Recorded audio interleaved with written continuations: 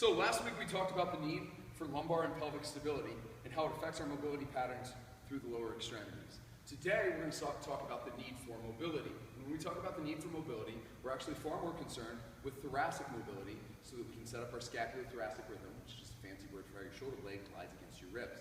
All right?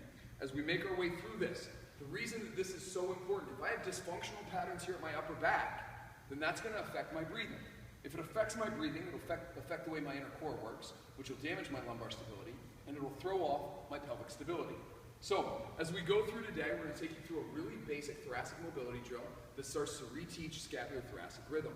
This is a blatant ripoff of Ido Portal, but we'll take you through it as we go. Alright, so Shauna's going to flip the band up over top of her head. My key is my client makes it through this, is my actively tall position. So I'm going to coach her to drive through her heels and drive the crown of that head to the ceiling.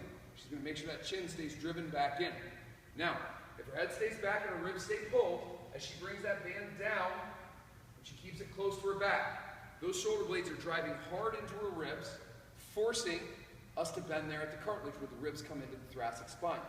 As she comes back up, allowing her shoulder blades to move, she's going to maintain that solid position with heavy heels throughout. Now, where you or your clients will tend to have errors on this is we're going to tend to have a little bit of a flare of the ribs, so if they lack that core stability, then she'll tend to bow that back out. You can see the band scooted a little bit away from her back, and her shoulders are bent back. Stay put for a second, Shauna. She's going to drive her ribs down in, get actively tall again. You can see the difference there.